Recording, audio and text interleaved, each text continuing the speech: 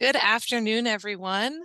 Welcome to VTI 8.0, the latest iteration of Maryland Labor's Virtual Training Institute. It's great to have all of you in attendance for this afternoon session entitled Strategies to Improve Student Retention. Before I hand it over to our facilitators, I'd like to mention a few housekeeping notes. You'll notice this is in webinar format, so you have access to the chat as well as the Q&A, which will be monitored throughout the session. Please be sure to select everyone for your comments and questions so that we may all benefit from your remarks. Upon the end of this session, an evaluation will pop up on your screen, so please be sure to complete that so that we can get as best feedback as we can to make sure that we're doing what we want to make sure that we're doing for this audience and this event. Proof of participation will be sent via Zoom, and that should be within a day. So that's how you'll be able to get your proof of participation. Now I'm going to launch a poll to see who is in the audience. So please take a moment. Oh, good. So I'll wait a little bit longer just to make sure that people have a chance to submit what role they have in adult education.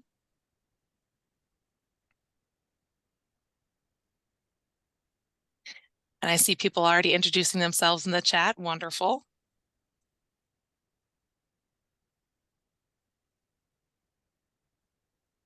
Okay.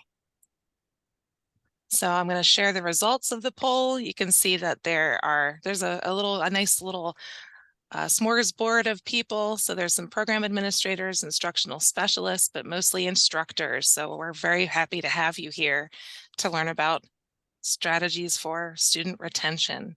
It's a wonderful day to see all of you. And with that, I will kick it over to our presenters, Raquel Francis and Eileen Mulan. Thank you. Good morning. No, good afternoon, everyone, and welcome. As Echo said, I am Raquel Francis, and I am an instructor at Montgomery College. And today I am co-presenting with Eileen Mulan, and I am also at Montgomery College and happy to be here. Yes. So as mentioned, our presentation today focuses on strategies for student retention. We want you to know that the opinions and the content in our presentation are our own and not those of the Maryland Department of Labor. And any trade names, commercial products, or organizations that we mention are part of our content and opinions and not endorsed by the Maryland Department of Labor. So today we are looking at student retention from an instructional perspective. And our objectives for today, we're going to focus on student retention in two parts. The first are with our instructional strategies by conceptualizing different learning activities that we can use to kind of improve and enhance students' understanding of the policy to help them make better decisions regarding their attendance using that information, as well as we are going to look at some community building strategies, such as grouping, technology tools, as well as the way that we give feedback to kind of increase students' desire to want to be in class because it's such an enjoyable experience. I will be handling the first part of the objectives, and my co-presenter, Eileen Mulan, will be talking to you about these strategies. Right, so why are our instructional and community building strategies useful in retaining students? Because that's the goal, to keep the students in the class until the end of the session and beyond. And instead of students saying, oh, I didn't understand, when they have too many absences or they somehow violate the attendance policy, we are going to, the reason we want to do this is to give the students a chance to solve comprehension issues before they cause them to violate the attendance policy. And we also want to create an attractive environment so the students are committed to the class and committed to their classmates and less likely to drop out. We want our students to want to come to class. And how are we going to do this? Raquel's going to tell us how we turn our program's attendance policy into instructional activities so that students really understand. And then I'm going to talk about employing intentional grouping and feedback strategies, among other things, to create a strong community bond among the students. Yeah. So overall, we're looking at things you do from the very first few days of class to things that you can do throughout class to kind of, again, improve retention. So let's jump into the first part, which is dealing with instructional strategies. Before we get in, question, please respond in the chat box with A, B, or C. Which word best describes your program's attendance policy? In your opinion, which word best describes it? Okay. So I'm looking here, and the majority seems to be falling in B. So B seems to be the most popular, with some C's and a few A's. All right. A, nominally B. Okay, this is great. So regardless of where your program falls in terms of strictness or relaxed nature of the attendance policy, there's still an attendance policy in place, and we can help the students understand what that policy is. Okay, so to design your instructional activities, there are really 4 main considerations. I call them the idea considerations.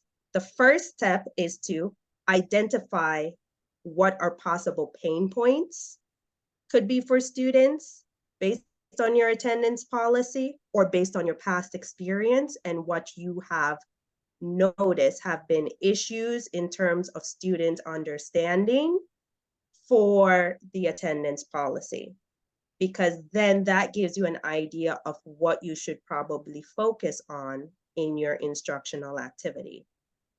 Second, once you've determined those pain points, we think about what type of authentic decisions do the students have to make with that pain point, that actual information from the attendance policy.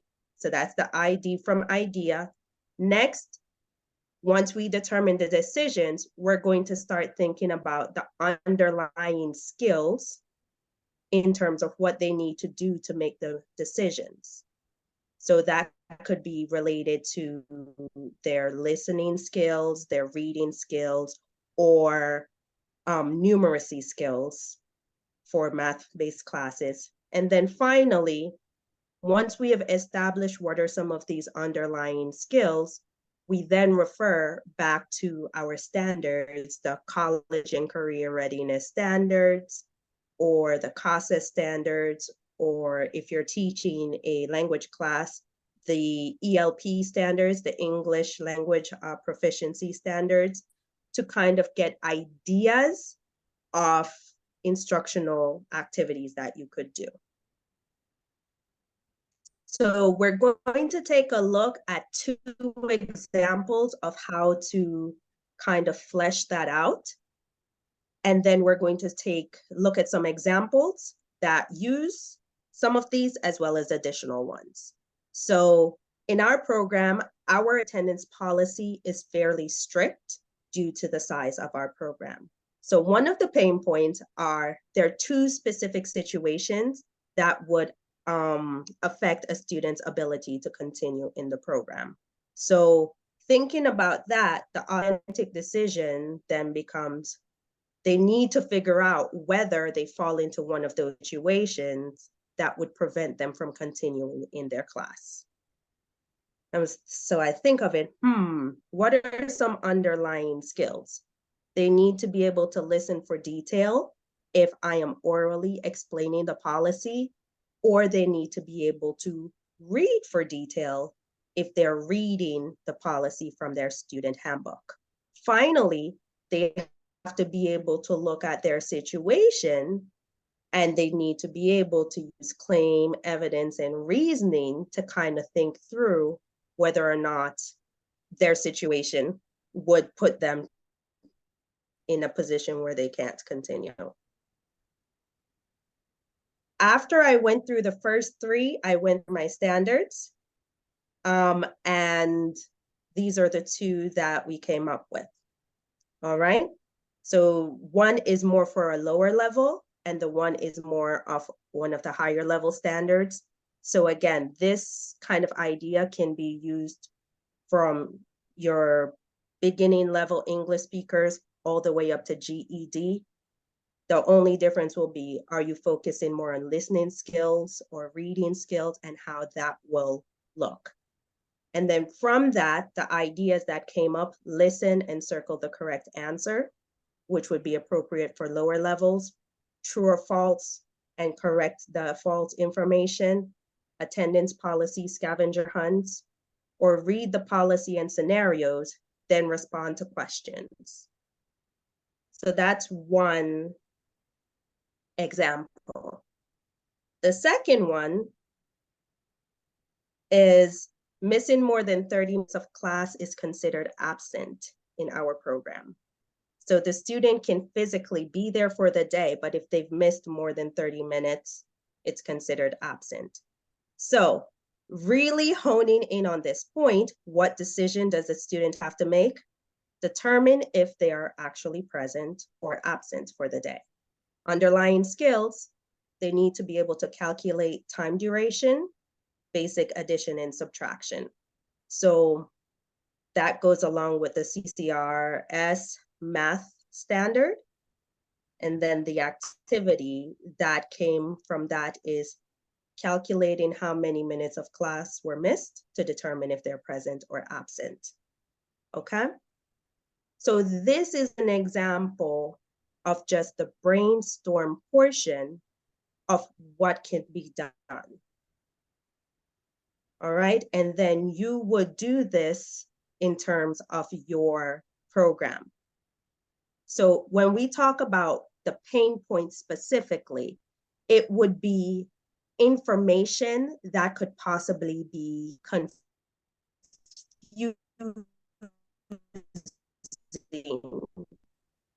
for the student, just to be known. So here is an example of one of the activities.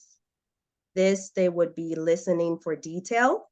Due to the time of this session today, we won't completely listen through it, but I'll give you a snippet of the audio.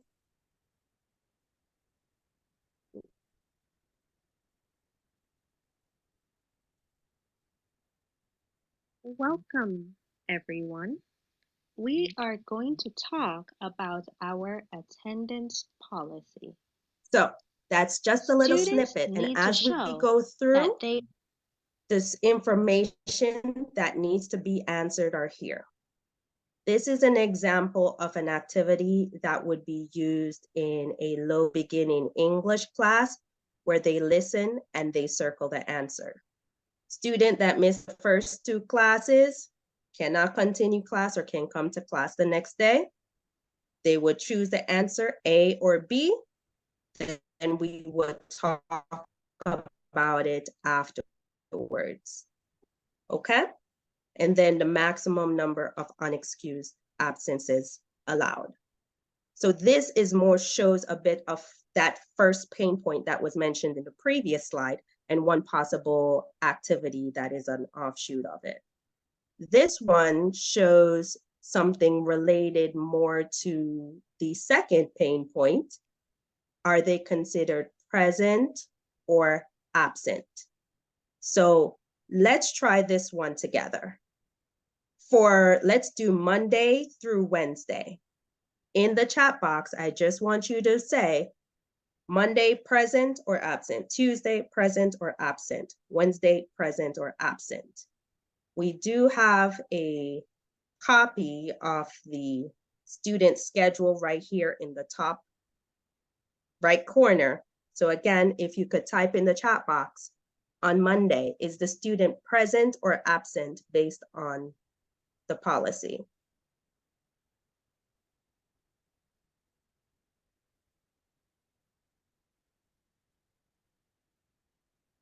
Okay, so Monday, they're present. Good, good. Awesome. So as we see, we would be talking to the student and say, okay, how many minutes did they miss on Monday? Great, they're present. They only missed 5 minutes. On Tuesday, are they present or absent?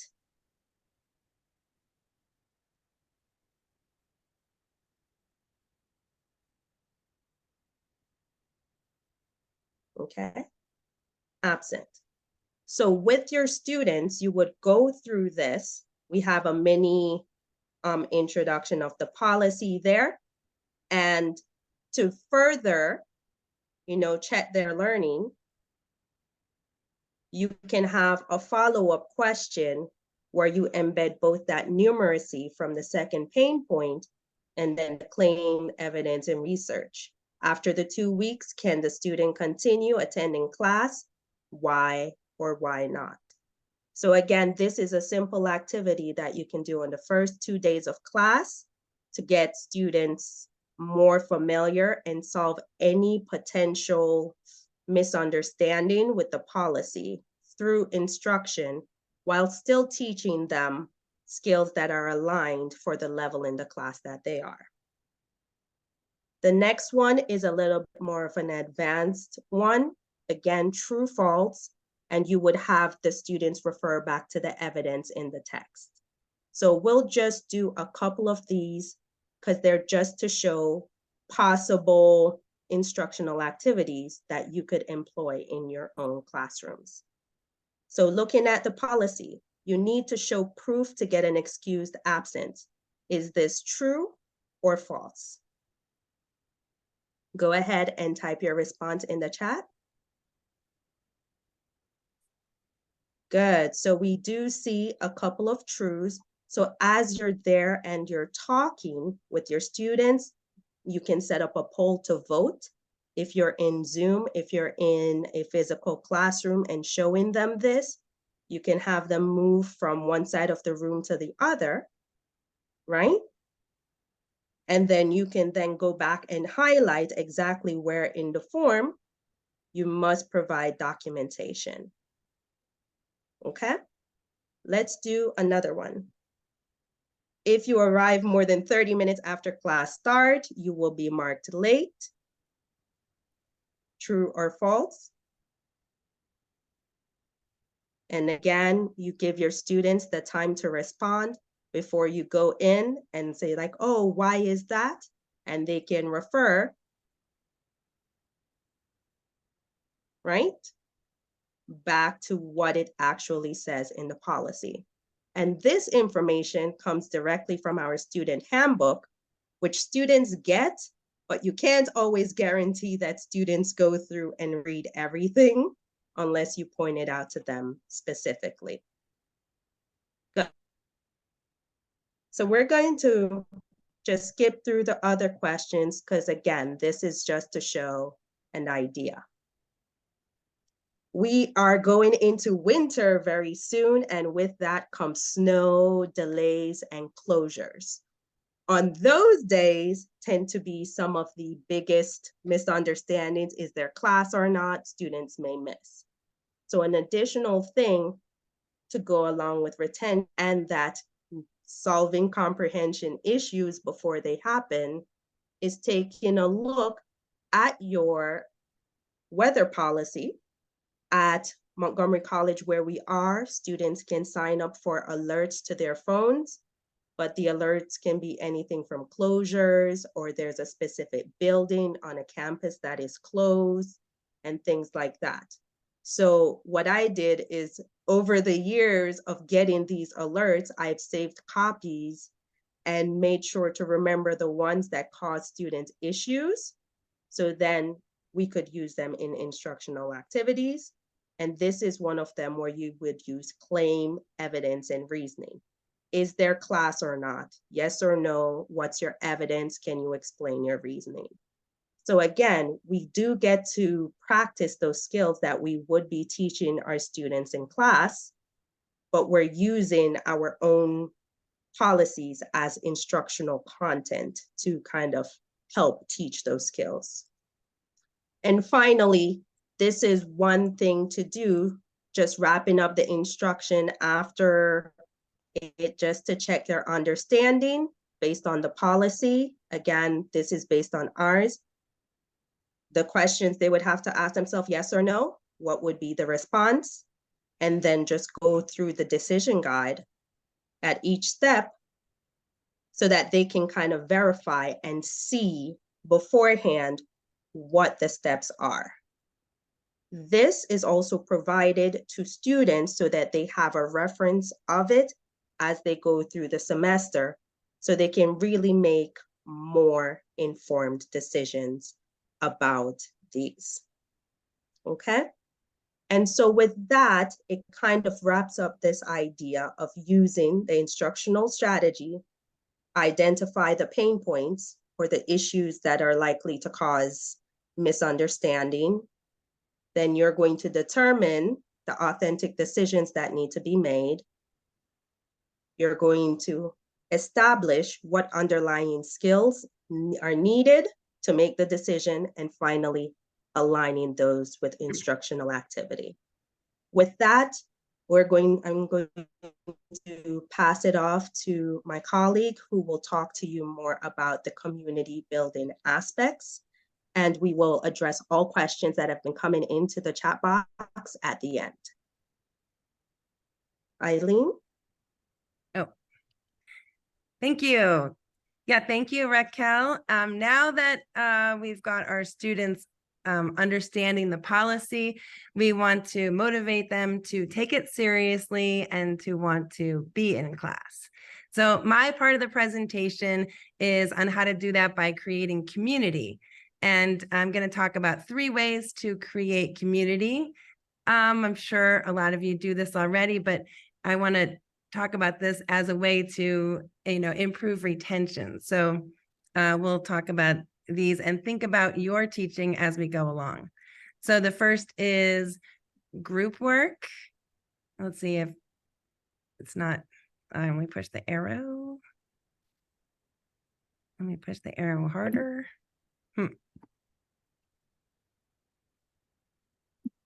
I can help out if it's not advancing for you. Yeah, it was not. Okay, so we are going to look at group work, tech tools, especially WhatsApp, and using feedback. So first we'll talk about group activities and group strategies. So let's see. First of all, I wanted to mention that pair work, I'm considering pair work along with group work. And so I've got here the less teacher talk, the more student interaction. So there are learning benefits to using, to having the students talk more by just using language more. So that's a language learning benefit.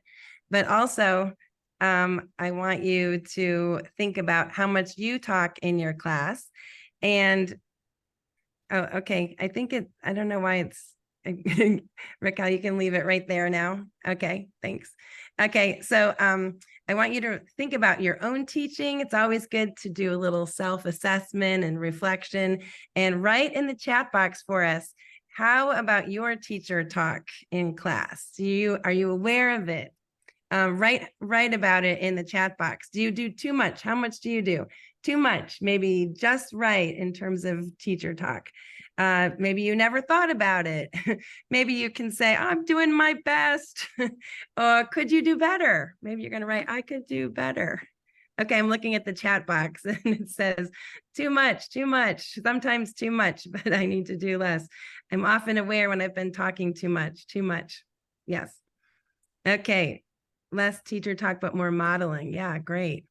Okay, so sometimes too much. So we can all think about, how much teacher talk we do and really make a point of it to get the students talking more, because that's where the students are making connections and becoming more active and making those relationships happen that are going to make them feel connected and build the community in your classroom. So you can do that by, this is unlimited. When I'm mentioning pair work and group activities, it's anything from simple dialogues in your textbook. I have a picture of our textbooks here, just regular old activities from the book. When the students are working together, then this is group work. You might have discussions related to your lesson, jigsaw activities where the students are completing a task, using information that they each have, that they depend on each other. And also group activities could just be reading to each other. It's any time that they're working kind of together without the teacher there. So they're getting attached not to the teacher talking, but to each other also. I always tell my students, if they finish one of these activities early, then this is their time to continue practicing. So they shouldn't just wait for the rest of the students to finish. They should repeat what the activity was, or they should speak in English to each other and just talk, because this downtime or extra time is more time to practice English, but also more time to connect with each other. Okay, then the next group activity on the list is a group projects such as poster presentations. So now we're getting into more involved, more memorable group activities. And this is even more opportunity to allow for community building.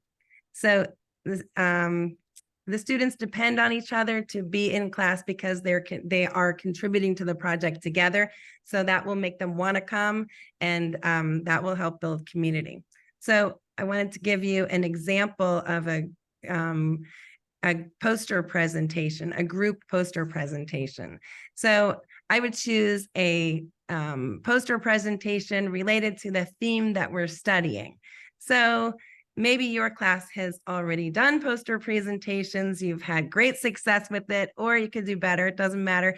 Give us an idea in the chat box of something that your students might make a poster presentation about. So for me, let me move this to everyone. Okay, so I'm going to write in here the science of a natural disaster. So this is, and you can also put the level if you want to. I'm writing mine in the chat box, the science of a natural disaster or weather event, and this was for an advanced class. So the students worked together. Write your own ideas in there so we get some ideas for other topics. The students worked together, they researched, I gave them websites, I gave them information, but also since they were advanced, they were able to go out on their own and get some information on the web. And then they worked together to design and create a poster, and they could use any kind of visual aid if they were online, like a PowerPoint or something like that, but if they didn't have the technology for it, they drew a picture or did some writing and then took a picture of it, and then they could share their screen and use that. But in person, posters are great. Then they rehearse, and then they finally give presentations to each other in the full class or small groups. So, but that turns out to be memorable because the students are working in a group. And then presenting, and they have a lot of emotions. They're nervous, but they practice, and then they have great success. So that's terrific. Okay, another, oh yeah, let's look in the chat box here. Lots of great ideas here for poster presentations. A flyer for the program, that's a great idea. How to dress for an interview. A grocery shopping list with estimate prices of everything. Anti-bullying, this is great. I'm going to take a picture of this chat before we leave, so I can use some of these. A 60-minute 60-second commercial. This is great. Create a food truck or small business together. Oh, wow. That's awesome. Okay. So another way to build some community with using a group activity is to do an extended role play or some acting. So I will show you one of my favorite ones on the next page. So stay tuned for that. But that's a great way of doing it. I love acting and all that. And on this page, I've got, for my visuals here, I've got the one that I'm going to talk about on the next page. I've got a couple of my favorite activities and my favorite book here. One of my favorite books, Decision Dramas. So another way if you are a GED teacher, then you could have students doing group activities with word problem sets, similar or from the National External Diploma Program. And that would be something that GED students could do together in groups also. I'm sure there's lots of poster presentations and other things also, but my examples tend to be for ESOL. So I wanted to make sure I had some examples for GED teachers. And GED teachers, if you've got some more examples, throw those in the chat box also. Okay, at the bottom here, I've got consider teaming up with other classes to perform. So this is great. It fosters community building among the entire program. And it's always good to feel like you're a part of a bigger group, right? So in our program, I could say, here, I go around to our classes and I say, you're not alone in this program. It's not just this class. We've got, 4 classes going on right now. We've got 4 classes in the next hour, the next session. And then this is just one location of our program. We have programs all over the county. So they are proud and sometimes surprised at how big the program is. And it's really great to see that. Now, I just want to point out that this week's VTI is showing us that we're not only a part of our own programs, but also a larger network of programs serving Maryland. So in the beginning, a lot of people introduced themselves and said, which program you're in and where you're located. But if you haven't, or if you want to do it again, this is a great time to see our own community. Because I can't see you and I can't hear you, we've got to use this chat box and try and build a little community, even though we don't see each other or hear each other. Okay, great. All right, so I mentioned before I was going to tell you about one of my favorite acting activities. Now, this one I don't do as an extended, I do it all in one day. I give the students this prompt, the top one here. You walk into your English class and, oh my gosh. And so the students have to come up with what happened. Why is it, oh my gosh? Of course, all of my students, this was an advanced level, they were familiar with the expression OMG or oh my gosh, and you can explain that, but it's a dramatic moment. Like, what happens? If you have any idea what happened, throw that in the chat box too. And I've been known to get involved in this one as an actor, usually a non-speaking actor, because my students often include me as someone on the floor, either passed out, possibly dead. So they have a lot of fun with this prompt.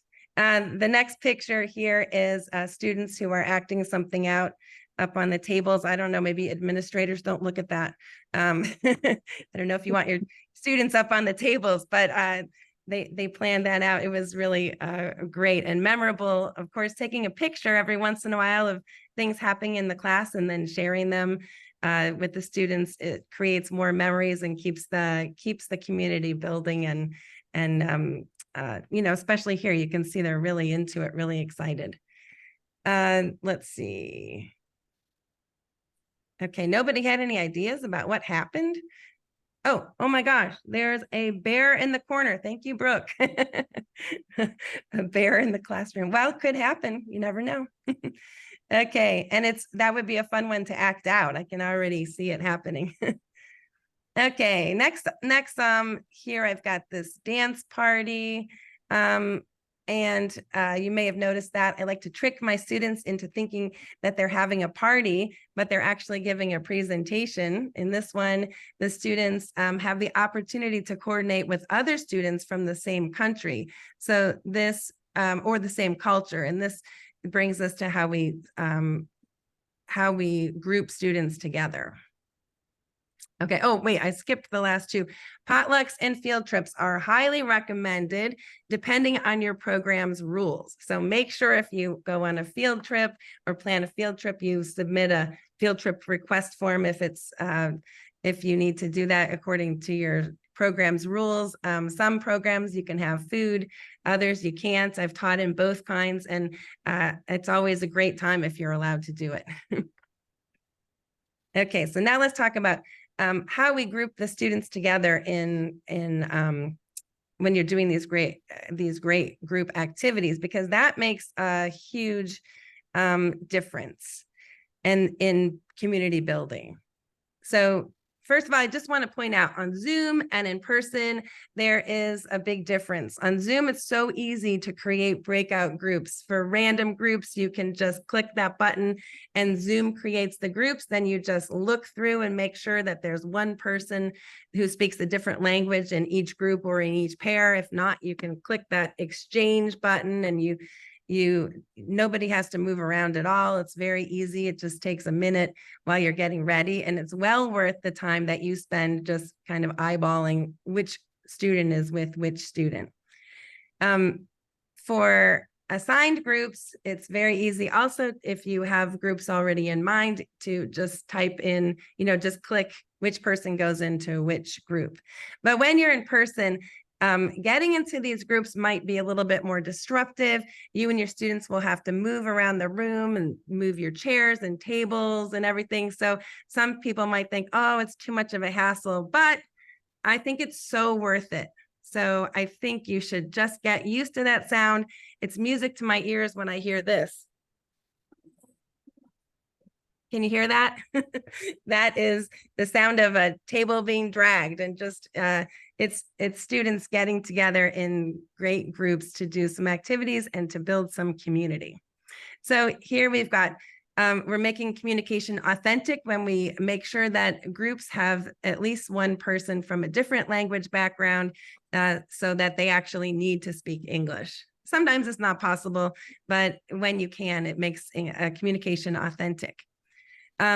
I did want to point out that, and so I would say that 98% of my groups are formed like this, where we try to have different common languages.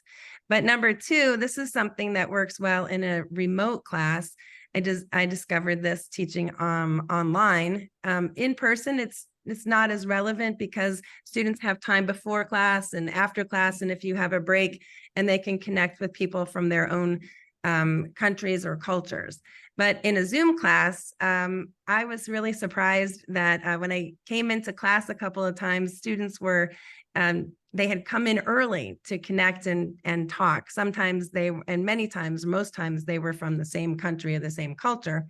So I decided that, when we're on Zoom and in remote situations, we don't have the opportunity to connect.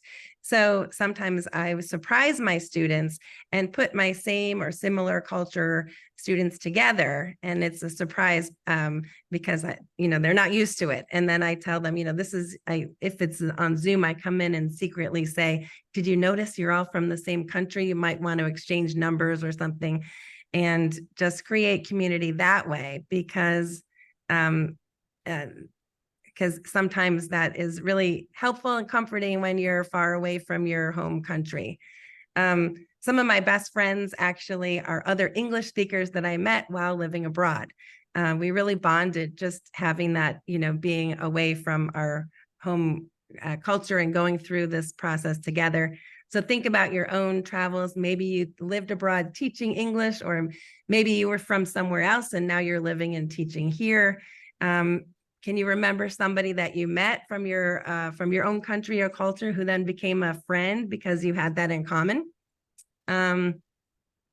Let's see, it could have been someone in a class of yours. It could have been a teacher in a school, or maybe you were the teacher, maybe you were the student. But anyway, if you want to write your friend's name in the chat, who you remember, who you met somewhere else. And allowing these students to make these connections can be really beneficial, helps build community in your class, and also gives each student, a chance to find a friend. Okay. Another one of my favorite COVID discoveries was conversation groups. And I noticed that students needed some, especially we had large groups, and this can work in person and in online classes where students are doing homework, where students meet together in consistent groups every week, and they develop a relationship throughout the entire session. So here is a description of what conversation groups are and the requirements. So I go over this with the students. It shows how much time they have to meet. Now they meet 20 minutes in class every week. In person or on Zoom, but their homework is to meet 30 minutes outside of class every week. And that really made a huge difference. They have to plan together, make their own WhatsApp group. They need to plan their own topics. And I had some helpful website for them. That's on the next slide. This is conversation starters for a casual get together, or there's all different kinds of situations. There's like 225 conversation starters on this website, and they use that. It's really, really great. So then here's some examples. Our conversation groups, even on the outside of class, not in class, but the outside of class meetings. We even had a cooking demonstration and cooking class where one of the students gave us a list of what we needed, and then everyone in the group, they actually invited me to join. So that's why I would have these pictures, and I was a part of it. We were all on Zoom in our kitchens and we cooked together, and here are the results. It was delicious. Okay, and these are some of the comments that my students gave about conversation groups. So they really appreciated it. And I must tell you that there are some groups that are still meeting now, even after 2 years, if they were in my class, 2 years ago, 1 year ago, they're still meeting, not once a week anymore, but once a month or once every couple of months. Okay, I want to move on and talk about tech tools. Now I'm really focusing on using WhatsApp, and my students actually started this when we were in person. I didn't really know too much about it, but boy, WhatsApp has been really great in my classes because we can connect with, the whole class can connect, or just conversation groups. I had the students do the conversation groups, WhatsApp groups, so that they can communicate with each other outside of class with planning their sessions or whatever they wanted to share. And they can also find each other on WhatsApp and contact each other. They can also turn in their homework directly to me or let me know if they're going to be absent or anything. So the next slide shows some tips, which I learned. Most students are already familiar with WhatsApp because it's so widely used now. So, that was really helpful. And then this explains how to join a group or start a group, which you might probably already know from using it. When I made this, I thought, well, maybe there's someone who doesn't know how to do it, but you just have one student. I add my students as contacts and then make the group. And I can also use a link to have students join the group. There is a link to how to create a group there. Okay, some of the things I do with WhatsApp is I post the homework there every single day. And I post community resources and job fairs, activities. There's mobile market this week, that's on there. And then also comments related to the class. We also talk about events coming up in the area, and maybe I know about something and maybe a student does. I encourage everyone to share ideas in our WhatsApp group. And sometimes on the weekends, I'll have a fun, just post a picture of, and then food or pets or flowers. And then you just have lots and lots of pictures showing up on the feed, lots of things to talk about and comment to each other about. So you're keeping this community that you're building in class, keeping it going even outside the class or on weekends. And everyone seems to be quite engaged in this texting app, in texting community. After the class ends, don't delete it, because the students continue to have this community outside of class too. Let's see. Wait, where was that? When was that one? Positive feedback and empathy. So this is the last part of my my section, and I know everyone gives feedback all the time. So using feedback to create community it's a no-brainer. It's you do it all the time, and just keep doing it and be as positive as you can. Point out successes wherever you can. Feedback that you give should be kind, specific, and helpful. And I went to a really interesting training right here at Montgomery College by Annie Welsh, and she told us this, and I actually put it on a sticky note, and it's on my computer. Kind, specific, and helpful. We're teaching language skills with our feedback, but we're also motivating our students and building confidence. It really helps build a community when people are comfortable speaking with each other because they've gotten this great feedback. Okay, we've got some examples of feedback. Individual feedback. Fantastic, Marie, you made a mistake. You caught yourself and corrected it. We practiced the grammar, and now you're using it. So that is fun. And then there's the group feedback, where I tell my students I point out how they're working together, try to use names and call people out, but then also show the whole class. This is how we learn. This is how we are helping each other, and show your feedback should show lots of enthusiasm too.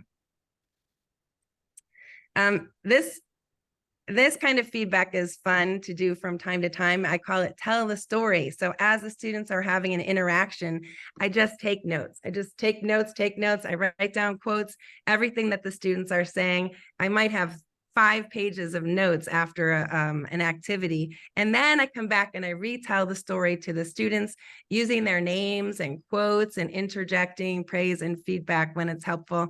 And it makes the students really realize that they're part of this group, they're interacting and making a difference in their group and contributing. So I really like this. So my example here is in group 1, Jean said blah, and Sungwoo agreed and added blah, blah, blah. David didn't understand, so Jean explained it very clearly. Oh, that was great. Thanks, Jean. In group 2, I heard Anna say, oh, I understand. This is awesome. She was really proud. She was, good job, Anna. You're all, the whole class, you're all learning and understanding English, not just Anna. Terrific. So this storytelling, is really great feedback. You can also give feedback via WhatsApp. About every week or so, I look over my attendance list and I pick a few students to text, and I say, something directly to that person. And this is not on the group chats, just directly to the person. Good job in class this week. I just want to say I'm happy you're in my class. Impressive presentation. If I have concerns about a student, this is a great way to address them also. How are you doing in the class? Is it too difficult? And thanks for helping your group understand the exercise. And then the last one here, you're really funny. I'm still laughing what you said about dogs. So bringing up that I remember, and everyone in the class is probably going to remember that. Okay, I also let students give each other feedback, because all of this interaction with each other is really useful. In virtual classes, I take screenshots of the comments that they make in the class, and then I put them on WhatsApp so that they can keep them and look at them. In person, I use these little feedback forms that I put on small pieces of paper, like this one that I made for presentation feedback. And I look it over, make sure it's all appropriate, staple these together, and give the feedback to the presenter. Sometimes things don't go as planned in our lives and in our students' lives. And so when there's something that you need to follow up on, let empathy reign here. When students are absent, I check on them with a text. "Oh, we missed you in class. I hope everything is okay." When students are upset or sad, empathize, right? "That must be really difficult. I'm so sorry. I'm glad that you're here and you're safe." And when students need a little extra support, then send a little message every couple of days. "I'm just thinking of you." And some of my students would like the whole class to know what's happening, because then they can get support. So if a student asks me, or if they say they'd like the class to support them, then we can share, or I let them share some kind of information, like, oh, whatever it is, they can, if it's an illness or surgery coming up, something like that. And in some cases, a gratitude journal with a student has been extremely helpful for students who are really down in the dumps, having culture shock, have tragedy or something in their lives that's making them really upset and sad, and it's ongoing. So this way I can communicate with one person, individually, and really that creates community and gets the student coming back also to class, because they are connected.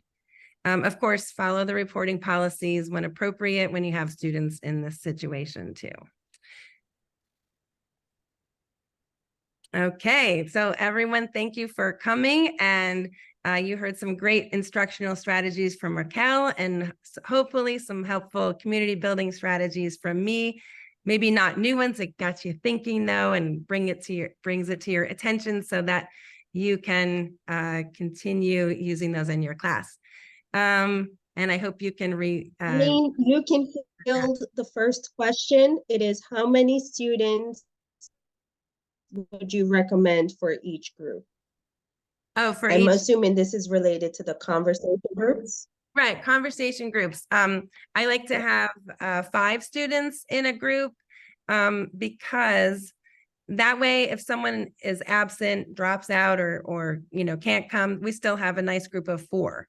So 3 or 4 is a great group. So I like to start with 5, and 5 is a great size group too. Above that, it's a little too much. Okay. One of the questions here was, what are the 2 situations? So there are 2 situations in regard to the instructional portion. The 2 situations usually are a student has too many absences, or they miss the first 2 days of class, and that's what would prevent them from continuing in our program. Another question was, how long are your classes? It depends. We have some classes that are 2 hours, 3 hours, and I believe the Saturday classes are still 4 hours long. Just going through to see what other questions you guys had throughout the presentation. I think those are all of the ones that I've seen, but I'm still taking a quick look to make sure I have not missed anything, either a question directed about the instructional strategies or these community building strategies that Eileen has mentioned. Which one? Sorry, I missed it. Someone asked a question about pain points. What are pain points? Yes, so what does pain points refer to? Again, pain points are pieces of information that are likely to cause misunderstanding, either because it goes against what is normally seen, or because, I don't know, because sometimes students just get hung up on some detail of that fact. So that's what I say, that's what I mean by pain points. Things that are likely to cause misunderstanding that would then negatively affect the student in terms of attendance, right? And if there are any other questions, please go ahead, put them in the chat box or put them in the Q&A session. But it's looking like a lot of thank yous going on. Elizabeth Fixon, you do have your hand raised. If you could go ahead and put your question either in the chat box or the Q&A, because your guys' microphone is not turned on for the webinars. Oh, I answered it. Okay, never mind then. Great. And I want to thank everybody for coming today. It's great to, I wish I could have seen you though.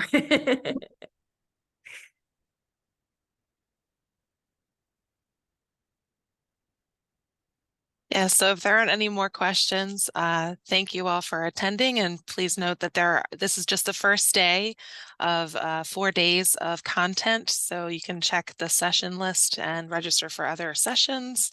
But thank you again to the presenters today. I really appreciate all the strategies that you brought up, and I think there's a lot of practical information that people will be able to use directly. So, Great, thank all you. right. Thank you, So everyone. with that, yeah, I will go ahead and end the session. Thank you very much. Bye, everyone.